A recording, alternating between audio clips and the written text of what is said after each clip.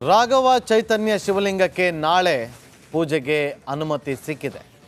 ಲಾಡ್ಲೆ ಮಶಾಕ್ ದರ್ಗಾದ ಒಳಗಡೆ ಶಿವಲಿಂಗ ಇರೋದು ಗೊತ್ತಾದ ವೇಳೆ ಶಿವರಾತ್ರಿ ಹಬ್ಬದ ದಿನ ಪೂಜೆಯನ್ನು ಮಾಡೋದಕ್ಕೆ ಸಾಕಷ್ಟು ಬಾರಿ ಒಂದಷ್ಟು ಮನವಿಯನ್ನು ಮಾಡಿಕೊಂಡಿದ್ರು. ಆದರೆ ಲಾಡ್ಲೆ ಮಶಾಕ್ ದರ್ಗಾದ ಆಡಳಿತ ಮಂಡಳಿ ಅದಕ್ಕೆ ಅನುಮತಿಯನ್ನು ಕೊಟ್ಟಿರಲಿಲ್ಲ. ಅದಾದ ಬಳಿಕ ಕಾನೂನಾತ್ಮಕವಾದಂಥ ಹೋರಾಟಗಳು ಸಿಕ್ಕಿದೆ. ಕಾನೂನಾತ್ಮಕವಾದಂಥ ಹೋರಾಟಗಳು ಕೂಡ ನಡೆಯೋದಕ್ಕೆ ಶುರುವಾಯಿತು. ಈಗ ಶಿವಲಿಂಗ ಪೂಜೆಗೆ ಹೈಕೋರ್ಟ್ ಪೀಠ ಒಪ್ಪಿಗೆಯನ್ನು ಕೊಟ್ಟಿದೆ, ಗ್ರೀನ್ ಸಿಗ್ನಲನ್ನು ಕೊಟ್ಟಿದೆ. ಹೋಗ್ಬೋದು ನೀವು ಮಧ್ಯಾಹ್ನ 2 ಗಂಟೆಯಿಂದ 4 ಗಂಟೆವರೆಗೂ ಕೂಡ, ಅಂದರೆ ಸಂಜೆವರೆಗೂ ಅಲ್ಲಿ ಹೋಗಿ ಪೂಜೆಯನ್ನು ಮಾಡ್ಬೋದು ಅಂತೇಳಿ. ಅಂದರೆ ಆ ಗ್ರೀನ್ ಸಿಗ್ನಲ್ ಕೊಡೋವರೆಗೂ ಕೂಡ ಹಿಂದೂಗಳ ಎದೆಯಲ್ಲಿ ಢವಢವ ಶುರುವಾಗಿತ್ತು. ಹೈಕೋರ್ಟ್ನ ಪೀಠದಿಂದ ಯಾವ ರೀತಿಯಾದಂಥ ತೀರ್ಪು ಹೊರಬೀಳುತ್ತೆ, ನಮಗೆ ಶಿವಲಿಂಗ ಪೂಜೆಗೆ ಅವಕಾಶ ಸಿಗುತ್ತೋ ಇಲ್ವೋ ಅಂತೇಳಿ ಬಹಳ ಕುತೂಹಲದಿಂದ ಕಾದು ಕುಳಿತಿದ್ರು. ಯಾವಾಗ ಹೈಕೋರ್ಟ್ನ ಪೀಠ ಶಿವಲಿಂಗ ಪೂಜೆಗೆ ಓಕೆ ಅಂತೋ ಆಗ ಪ್ರತಿಯೊಬ್ಬ ಹಿಂದೂಗಳು ಕೂಡ ನಿರಾಳರಾಗ್ತಾರೆ. ಹಾಗಾದರೆ ಇಲ್ಲಿ ಒಂದಷ್ಟು ಕನ್ಫ್ಯೂಷನ್ ಇದೆ. ನಾವು ಹೇಳ್ತಾ ಇರೋದು ನೋಡಿ, ಆಳಂದದ ಲಾಡ್ಲೆ ಮಶಾಕ್ ಮಸೀದಿ ಇದೆಯಲ್ಲ, ಅಲ್ಲಿ ಮಧ್ಯಾಹ್ನ 2 ಗಂಟೆಯಿಂದ ಸಂಜೆ 6 ಗಂಟೆ ತನಕ ಅವಕಾಶವನ್ನು ಕೊಡಲಾಗಿದೆ. ಸೊ ಇಲ್ಲಿ ಪ್ರಮುಖವಾಗಿ 15 ಜನರಿಗೆ ಅವಕಾಶವನ್ನು ಮಾಡಲಾಗಿದೆ. ಇವತ್ತು ವಿಚಾರಣೆ ನಡೆಸುತ್ತೆ ಕಲಬುರಗಿ ಪೀಠ. ಅಲ್ಲಿ ವಿಚಾರಣೆ ನಡೆಸುವ ಸಂದರ್ಭದಲ್ಲಿ ಒಂದಷ್ಟು ಪಾಯಿಂಟ್ಗಳನ್ನು ಕೂಡ ಕೋರ್ಟ್ ಸೂಚಿಸುತ್ತೆ. ನೋಡಿ, ನೀವು ಪೂಜೆಗೆ ಅವಕಾಶ ಸಿಗುತ್ತೆ, ಮಧ್ಯಾಹ್ನ 2 ಗಂಟೆಯಿಂದ ಸಂಜೆ 6 ಗಂಟೆ ತನಕ ನಿಮಗೆ ಅವಕಾಶ ಇರುತ್ತೆ. 15 ಹಿಂದೂಗಳಿಗೆ ಶಿವಲಿಂಗ ಪೂಜೆಗೆ ಅನುಮತಿ ಮಾಡಿಕೊಡಲಾಗುತ್ತೆ. ನೀವು 15 ಜನ ಏನು ಮಾಡಬೇಕು, ಜಿಲ್ಲಾಧಿಕಾರಿಗಳಿಗೆ ಆಧಾರ್ ಕಾರ್ಡನ್ನು ಕೊಡಬೇಕು. ಆಧಾರ್ ಕಾರ್ಡ್ನ ಒಂದು ಜೆರಾಕ್ಸ್ ಕಾಪಿ ಕೊಡಬೇಕು. ಯಾರು ಹೋಗ್ತಾರೆ 15 ಜನ, ಅವರು ಜಿಲ್ಲಾಧಿಕಾರಿಗಳಿಂದ ಅನುಮತಿಯನ್ನು ಪಡೆದುಕೊಳ್ಬೇಕು. ಜಿಲ್ಲಾಧಿಕಾರಿ ಅನುಮತಿ ಕೊಟ್ಟ ಬಳಿಕ ನೀವು ಮಧ್ಯಾಹ್ನ 2 ಗಂಟೆ ಮೇಲೆ ಹೋಗಿ ನೀವು ಪೂಜೆಯನ್ನು ಸಲ್ಲಿಸಬಹುದು ಅಂತೇಳಿ ಕೋರ್ಟ್ ಆದೇಶವನ್ನು ಹೊರಡಿಸಿದೆ. ಆದರೆ ಆಂದೋಲ ಶ್ರೀಗಳಿಗೆ ಮಾತ್ರ ಇಲ್ಲಿ ಪ್ರವೇಶಕ್ಕೆ ಅನುಮತಿಯನ್ನು ಕೊಟ್ಟಿಲ್ಲ. ಇದೊಂದು ಷರತ್ತನ್ನು ಹೈಕೋರ್ಟ್ನ ಪೀಠ ಷರತ್ತನ್ನು ವಿಧಿಸಿದೆ. ಹಾಗಾದರೆ ಈ ಲಾಡ್ಲೆ ಮಶಾಕ್ ದರ್ಗಾ ಪ್ರಕರಣ ಏನು ಅನ್ನೋದನ್ನು ನಾವೀಗ ಗಮನಿಸ್ತಾ ಹೋಗೋದಾದರೆ, ಬಹಳ ವರ್ಷಗಳಿಂದ ಈ ಒಂದು ವಿವಾದ ನಡೀತಾನೆ ಇದೆ. ಲಾಡ್ಲೆ ಮಶಾಕ್ ದರ್ಗಾದ ಒಳಗಿರುವಂಥ ಶಿವಲಿಂಗನ ಪೂಜೆಗೆ ವಿವಾದಗಳು ನಡೀತಾನೆ ಇತ್ತು. 14ನೇ ಶತಮಾನದ ತತ್ವ ಸಿದ್ಧಾಂತಿ ಲಾಡ್ಲೆ ಮಶಾಕ್ ಮುಸ್ಲಿಂ ದರ್ಗಾ, ಅದು ಲಾಡ್ಲೆ ಮಶಾಕ್ ಹೆಸರಲ್ಲಿದೆ ಇವತ್ತು ಆ ದರ್ಗಾ. ಇದರ ಒಳಗೇನೆ ಶಿವಲಿಂಗ ಇರೋದು, ರಾಘವ ಚೈತನ್ಯ ಶಿವಲಿಂಗ ಅದಕ್ಕೆ ಕರೆಯೋದು. ಛತ್ರಪತಿ ಶಿವಾಜಿ ಗುರುವರ ಸಮಾಧಿ ಕೂಡ ಇಲ್ಲೇ ಇದೆ. ಗುರು ಸಮರ್ಥ ರಾಮದಾಸ ರಾಘವ ಚೈತನ್ಯ ಶಿವಾಜಿ ಅವರ ಗುರು, ಶಿವಾಜಿಗಳ ಗುರು. 400 ವರ್ಷಗಳ ಹಿಂದೆಯೇ ಇಲ್ಲಿ ಲಿಂಗೈಕ್ಯರಾಗಿದ್ದರು. ಆ ಸಮಾಧಿ ಮೇಲೆ ಶಿವಲಿಂಗವನ್ನು ಪ್ರತಿಷ್ಠಾಪನೆ ಮಾಡಲಾಗಿದೆ. ಜೋಶಿ ಮನೆತನದಿಂದ ಲಿಂಗಕ್ಕೆ ನಿತ್ಯ ಪೂಜೆಯನ್ನು ಸಲ್ಲಿಸಲಾಗ್ತಾ ಇತ್ತು. ಆದರೆ ಶಿವರಾತ್ರಿ ಹಬ್ಬದ ಪೂಜೆ ಸಂಬಂಧ ಕಾಂಟ್ರವರ್ಸಿ ಶುರುವಾಗಿತ್ತು 3 ವರ್ಷಗಳ ಹಿಂದೆ. ನಾನು ಆಗಲೇ ಹೇಳಿದಂತೆ 2022ರಲ್ಲಿ ತೀವ್ರ ಸ್ವರೂಪವನ್ನು ಪಡೆದುಕೊಂಡಿದ್ದರು. ಆಗ ಸಚಿವರಾಗಿದ್ದಂಥವರು ಭಗವಂತ ಖೂಬಾ ಅವರ ಕಾರು ಕೂಡ ಡ್ಯಾಮೇಜ್ ಆಗಿತ್ತು. ಅಲ್ಲಿದ್ದಂಥ ಪೊಲೀಸ್ ವಾಹನಗಳು ಅದು ಕೂಡ ಡ್ಯಾಮೇಜ್ ಆಗಿತ್ತು, ದೊಡ್ಡ ಮಟ್ಟದಲ್ಲಾಗಿತ್ತು. ನಾವು ಪೂಜೆಗೆ ಹೋಗಬೇಕು ಅಂತೇಳಿ ಶಿವರಾತ್ರಿ ಹಬ್ಬದ ದಿನ ಒಳಗಡೆ ಹೋಗೋದಕ್ಕೆ ಮುಂದಾಗ್ತಾರೆ. ಮತ್ತೊಂದು ಕೋಮಿನವರ ನಡುವೆ ಹಾಗೂ ಹಿಂದೂಗಳ ನಡುವೆ ಒಂದಷ್ಟು ಗಲಾಟೆ ವಿವಾದ ಇದೆಲ್ಲವೂ ಕೂಡ ಸೃಷ್ಟಿಯಾಗುತ್ತೆ. ತೀವ್ರ ಸ್ವರೂಪವನ್ನು ಕೂಡ ಅವತ್ತು ಪಡೆದುಕೊಂಡಿರುತ್ತೆ. ಸೊ ಚೈತನ್ಯರ ಸಮಾಧಿ ಸ್ಥಳಕ್ಕೆ, ಚೈತನ್ಯರು ಯಾರು, ಶಿವಾಜಿ ಅವರ ಗುರು. ಸೊ ಚೈತನ್ಯ ಅವರ ಸಮಾಧಿ ಸ್ಥಳಕ್ಕೆ ನಾವು ಹೋಗಬೇಕು ಅಂತೇಳಿ ಹಿಂದೂಗಳು ಪಟ್ಟು ಹಿಡಿದು ಕೂತಿದ್ರು. ಶಿವಲಿಂಗ ಪೂಜೆಗೆ ಅವಕಾಶವನ್ನು ಕೊಡಬೇಕು ಅಂತೇಳಿ ಹೋರಾಟಗಳು ಕೂಡ ಭುಗಿಲೆಯಲ್ಲಿತ್ತು. ಅದು 3 ವರ್ಷದ ಹಿಂದೆ. ಈ ಹಿಂದೆ ಅದರಿಂದಾಗಿಯೇ ಗಲಭೆ ಆಗಿತ್ತು. ದರ್ಗಾದ ಮೇಲೆ ಕಲ್ಲು ತೂರಾಟಗಳು, ಅಲ್ಲಿದ್ದಂಥ ಪೊಲೀಸ್ ವಾಹನಗಳ ಮೇಲೆ ಕಲ್ಲು ತೂರಾಟವನ್ನು ಮಾಡಿದರು.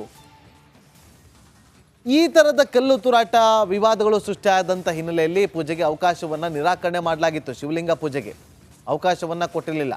ಅದಾದ ಬಳಿಕ ಹಿಂದೂಗಳು ಕೋರ್ಟ್ನ ಮೆಟ್ಟಿಲೇ ಇರ್ತಾರೆ, ಕಾನೂನಾತ್ಮಕವಾದಂಥ ಹೋರಾಟವನ್ನು ಮಾಡಿ ನಾವು ಅನುಮತಿಯನ್ನು ಪಡೆದುಕೊಳ್ತೀವಿ ಅಂತೇಳಿ. ಅದೇ ನಿಟ್ಟಿನಲ್ಲಿ ಕೆಲ ವರ್ಷಗಳಿಂದ, ಅಂದರೆ ಕಳೆದ ವರ್ಷವೂ ಕೂಡ ಅನುಮತಿ ಸಿಕ್ಕಿತ್ತು, ಅದರ ಹಿಂದಿನ ವರ್ಷವೂ ಕೂಡ, ಅಂದರೆ ಈ ವರ್ಷವೂ ಕೂಡ ಅನುಮತಿ ಸಿಕ್ಕಿದೆ. ಮಧ್ಯಾಹ್ನದ ನಂತರ ಪೂಜೆಗೆ ಅನುಮತಿ ಸಿಕ್ಕಿತ್ತು. ಕಳೆದ ವರ್ಷವೂ ಕೂಡ ಮಧ್ಯಾಹ್ನದ ನಂತರ ಪೂಜೆಗೆ ಅನುಮತಿ ಸಿಕ್ಕಿತ್ತು. ಈ ಬಾರಿಯೂ ಕೂಡ ಮಧ್ಯಾಹ್ನದ ನಂತರವೇ ಪೂಜೆಗೆ ಅನುಮತಿಯನ್ನು ಕೊಡಲಾಗಿದೆ. ಇನ್ನು ಮುಸ್ಲಿಮರಿಗೆ ಪ್ರಾರ್ಥನೆ ಮಾಡೋದಕ್ಕೆ ಕಳೆದ ವರ್ಷವೂ ಕೂಡ ಬೆಳಗ್ಗೆ ಅನುಮತಿಯನ್ನು ಕೊಟ್ಟಿತ್ತು. ಕಳೆದ ವರ್ಷ ಬೆಳಗ್ಗೆ 8ರಿಂದ 10 ಗಂಟೆವರೆಗೂ ಕೂಡ ಅವರಿಗೆ ಪ್ರಾರ್ಥನೆ ಮಾಡೋದಕ್ಕೆ ಪರ್ಮಿಷನನ್ನು ಕೊಟ್ಟಿತ್ತು. ಅದಾದ ಬಳಿಕ ಮಧ್ಯಾಹ್ನ 2 ಗಂಟೆಯಿಂದ 4 ಗಂಟೆವರೆಗೂ ಕೂಡ ಪರ್ಮಿಷನ್ ಕಳೆದ ವರ್ಷ ಕೊಟ್ಟಿತ್ತು. ಆದರೆ ಈ ಬಾರಿ 6 ಗಂಟೆವರೆಗೂ ಕೂಡ ಅನುಮತಿ ಸಿಕ್ಕಿದೆ. ಸೊ ಮಧ್ಯಾಹ್ನದ ನಂತರ ಹಿಂದೂಗಳು ಪೂಜಾ ಅವಕಾಶವನ್ನು ಮಾಡಿಕೊಡಲಾಗಿದೆ. ಶಿವರಾತ್ರಿ ಹಬ್ಬದಂದು ಶಿವಲಿಂಗಕ್ಕೆ ಪೂಜೆಯನ್ನು ಮಾಡಬೇಕು ಅಂತೇಳಿ ಹಿಂದೂಗಳು ಒಂದಷ್ಟು ದಿನದ ಕನಸಾಗಿತ್ತು. ಸೊ ಹಾಗಾಗಿ ಆ ಒಂದು ಪೂಜೆಗೆ ಅನುಮತಿ ಸಿಕ್ಕಿದೆ. ಹಾಗಾದರೆ ಈ ಕಾನೂನು ಹೋರಾಟದ ಹಾದಿ ಏನು ಅಂತೇಳಿ ನಾವೀಗ ಒಂದೊಂದಾಗಿ ಗಮನಿಸ್ತಾ ಹೋಗೋದಾದರೆ, ನೋಡಿ, ಶಿವರಾತ್ರಿ ಪೂಜೆಗಾಗಿ ಜಿಲ್ಲಾಡಳಿತಕ್ಕೆ ಮನವಿಯನ್ನು ಮಾಡಿಕೊಳ್ಳಲಾಗಿತ್ತು ಮೊದಲಿಗೆ. ಆದರೆ ಉತ್ತರ ಸಿಗದ ಹಿನ್ನೆಲೆಯಲ್ಲಿ ಜಿಲ್ಲಾಡಳಿತ ಯಾವಾಗ ಅದಕ್ಕೆ ಯಾವುದೇ ರೀತಿಯಾದಂಥ ಸಮಂಜಸವಾದಂಥ ಉತ್ತರವನ್ನು ಕೊಡಲಿಲ್ವೋ ಆ ಒಂದು ಹಿನ್ನೆಲೆಯಲ್ಲಿ ಕೋರ್ಟ್ ಮೊರೆ ಹೋದಂಥ ಹಿಂದೂಗಳು ಹೈಕೋರ್ಟ್ ಪೀಠದಲ್ಲಿ ಸಿದ್ದು ಹಿರೇಮಠ ಅನ್ನೋರು ಅರ್ಜಿಯನ್ನು ಸಲ್ಲಿಸ್ತಾರೆ. ಲಾಡ್ಲೆ ಮಶಾಕ್ ದರ್ಗಾ ಕಮಿಟಿ ಅದಕ್ಕೆ ಆಕ್ಷೇಪಣೆ ಅರ್ಜಿಯನ್ನು ಕೂಡ ಸಲ್ಲಿಸುತ್ತೆ. ಇಲ್ಲಿ ಶಿವಲಿಂಗನೇ ಇಲ್ಲ ಅಂತೇಳಿ ಪ್ರತಿವಾದವನ್ನು ಕೂಡ ಮಂಡಿಸಲಾಗಿತ್ತು. ಆದರೆ ಅಲ್ಲಿ ತಪಾಸಣೆಗೆ ಒಂದು ಸಮಿತಿ ರಚನೆ ಮಾಡ್ತಾರೆ. ಯಾವಾಗ ಇಲ್ಲಿ ಶಿವಲಿಂಗ ಇದೆ ಅಂತೇಳಿ ಹಿಂದೂ ಸಮಿತಿಗಳು ಅಲ್ಲಿ ಅರ್ಜಿಯನ್ನು ಸಲ್ಲಿಸುತ್ತೋ, ಇಲ್ಲ ಅಲ್ಲಿ ಶಿವಲಿಂಗನೇ ಇಲ್ಲ ಅಂತೇಳಿ ಆಕ್ಷೇಪಣೆ ಸಲ್ಲಿಸಲಾಗಿತ್ತು. ಅದಾದ ಬಳಿಕ ಅದರ ಒಂದು ತಪಾಸಣೆಗೆ ಒಂದು ಸಮಿತಿಯನ್ನು ರಚನೆ ಮಾಡಲಾಗಿತ್ತು. ಆ ಸಂಬಂಧ ಹೈಕೋರ್ಟ್ ಸಮಿತಿಯನ್ನು ರಚನೆ ಮಾಡಿ ಸ್ಥಳವನ್ನು ತಪಾಸಣೆ ಮಾಡೋದಕ್ಕೆ ಸೂಚನೆ ಕೊಟ್ಟಿತ್ತು. ಸೊ ಕೋರ್ಟ್ ಕಮಿಟಿ ಹೋಗಿ ಅಲ್ಲಿ ತಪಾಸಣೆ ಮಾಡಿದಾಗ ಲಿಂಗಾಕಾರ ಆಕೃತಿ ಇರುವಂತಹ ಬಗ್ಗೆ ಅಲ್ಲಿ ವರದಿ ಕೂಡ ಸಲ್ಲಿಕೆ ಆಗುತ್ತೆ. ಹೌದು, ಒಂದು ಲಿಂಗ ಇದೆ, ಆದರೆ ಲಿಂಗಾಕಾರದಲ್ಲಿರುವಂಥ ಲಿಂಗ, ನೋಡಿ ಈಗ ನನ್ನ ಮುಂಭಾಗದಲ್ಲಿ ಕಾಣ್ತಿರುವಂಥದ್ದಿಲ್ಲ, ಇದು ಆ ಜಾಗದಲ್ಲಿ ಇದೆ ಅಂತೇಳಿ ಆ ಒಂದು ಕೋರ್ಟ್ ಕಮಿಟಿ ಒಂದು ವರದಿಯನ್ನು ಕೊಡುತ್ತೆ ಅಷ್ಟೇ. ಜೊತೆಗೆ 2 ವರ್ಷಗಳಿಂದ ಆ ಕಮಿಟಿ ಕೊಟ್ಟ ವರದಿಯನ್ನು ಆಧರಿಸಿ ಪೂಜೆಗೆ ಅವಕಾಶವನ್ನು ಮಾಡಿಕೊಡಲಾಗ್ತಾ ಇದೆ. ಅರ್ಜಿದಾರರ ಪರ ವಕೀಲರಿಂದಲೂ ಕೂಡ ವಾದವನ್ನು ಆಲಿಸಲಾಗಿತ್ತು, ಪ್ರತಿವಾದವನ್ನು ಕೂಡ ಆಲಿಸಲಾಗಿತ್ತು. ಸೊ 2 ವರ್ಷ ಕೋರ್ಟ್ನಿಂದಲೇ ಪೂಜೆಗೆ ಅನುಮತಿಯನ್ನು ಪಡೆದುಕೊಂಡು ಅಲ್ಲಿ ಪೂಜೆಯನ್ನು ಮಾಡಲಾಗಿದೆ. ಲಿಂಗವೇ ಇಲ್ಲದಿದ್ದರೆ ಹೇಗೆ ಪೂಜೆಗೆ ಪರ್ಮಿಷನ್ ಕೊಡಲಾಗುತ್ತೆ? ಲಿಂಗ ಇದ್ದಿದ್ದಕ್ಕೆ ಅಲ್ವಾ ಪರ್ಮಿಷನ್ ಕೊಟ್ಟಿರೋದು. ನೀವೇ ಪರ್ಮಿಷನ್ ಕೊಟ್ಟಿದ್ರಿ 2 ವರ್ಷ, ಈ ಬಾರಿಯೂ ಕೂಡ ಕೊಡಬೇಕು ಅಂತೇಳಿ ಇವತ್ತು ವಾದವನ್ನು ಮಾಡಿದ್ದಾರೆ. ಇಲ್ಲ ತಪಾಸಣೆ ಮಾಡಬೇಕು ಅಂದಾಗ ನೀವು ಆಲ್ರೆಡಿ ಕೋರ್ಟ್ ಪರ್ಮಿಷನ್ ಕೊಟ್ಟಿದೆ, ಅಲ್ಲಿ ಹೋಗಿ ಪೂಜೆಯನ್ನು ಸಲ್ಲಿಸಿ ಬಂದಿದ್ದಾರೆ. ಕಳೆದ 2 ಬಾರಿಯೂ ಕೂಡ ಪೂಜೆ ಸಲ್ಲಿಕೆ ಆಗಿದೆ. ಈ ಬಾರಿಯೂ ಕೂಡ ಪೂಜೆಗೆ ಪರ್ಮಿಷನ್ ಕೊಡಬೇಕು, ಮತ್ತೆ ನೀವು ಅದನ್ನು ಹೋಗಿ ಅಲ್ಲಿ ಪರಿಶೀಲನೆ ಮಾಡಬೇಕು ಅಂದರೆ ಹೇಗೆ? ಅದರಲ್ಲಿ ಆಗೋದಿಲ್ಲ ಅಂತೇಳಿ ಅರ್ಜಿ ಪರ ವಕೀಲರು ವಾದವನ್ನು ಮಂಡಿಸ್ತಾರೆ. ಹೀಗೆ ವಾದವನ್ನು ಮಂಡಿಸಿದಂಥ ವಕೀಲರು ಪ್ರಬಲವಾಗಿ ತಿಳಿಸ್ತಾರೆ. ಕೊನೆಗೆ ಸಮಿತಿ ವರದಿಯನ್ನು ಆಧರಿಸಿ ಪೂಜೆಗೆ ಅವಕಾಶವನ್ನು ಮಾಡಿಕೊಡಲಾಗಿದೆ. ಉಳಿದಂತೆ ಜಾಗ ಮಾಲೀಕತ್ವದ ಬಗ್ಗೆ ಇನ್ನೂ ವಿವಾದ ಹಾಗೆ ಮುಂದುವರೆದಿದೆ. ಇದು ದರ್ಗಾ ಅಂತೇಳಿ ಆದೇಶವನ್ನು ಕೊಟ್ಟಿದ್ದಂಥ ವಕ್ಫ್ ಟ್ರಿಬ್ಯುನಲ್ ಇದನ್ನು ಪ್ರಶ್ನಿಸಿ ಆಂದೋಲನ ಶ್ರೀ ಹೈಕೋರ್ಟ್ಗೆ ಹೋಗಿದ್ದಾರೆ. ಹಾಗಾಗಿ ಆಂದೋಲನ ಶ್ರೀಗಳಿಗೆ ಇವತ್ತು ಅಲ್ಲಿ ಪರ್ಮಿಷನ್ ಕೊಟ್ಟಿಲ್ಲ. ಸೊ ಮಾಲೀಕತ್ವ ವ್ಯಾಜ್ಯ ಇನ್ನೂ ಕೂಡ ಕೋರ್ಟ್ನಲ್ಲಿ ಇರುವಂಥ ಹಿನ್ನೆಲೆಯಲ್ಲಿ ಆಂದೋಲನ ಶ್ರೀಗಳಿಗೆ ನಾಳೆ ಅನುಮತಿಯನ್ನು ಕೊಟ್ಟಿಲ್ಲ. ಹಾಗಾಗಿ ನಾಳೆ 15 ಜನ ಹಿಂದೂಗಳು ಹೋಗಿ ಅಲ್ಲಿ ಪೂಜೆಯನ್ನು ಸಲ್ಲಿಸಿ ಬರ್ತಾರೆ. ಇನ್ನು ಇದೇ ವಿಚಾರವಾಗಿ ವಕೀಲರು ಮಾತಾಡಿದ್ದಾರೆ, ನೋಡ್ಕೊಂಬನ್ನಿ. ಇವತ್ತು ನೋಡಿ, ಕೋರ್ಟಲ್ಲಿ ನಮ್ಮ ಸಿದ್ದು ಹಿರೇಮಠ ಅವರು ರಾಘವ ಚೈತನ್ಯ ಶಿವಲಿಂಗಕ್ಕೆ ಪೂಜೆ ಮಾಡಬೇಕು ಅಂಥೇಳಿ ಮನವಿ ಕೊಟ್ಟಿದ್ದರು ಜಿಲ್ಲಾಡಳಿತಕ್ಕೆ.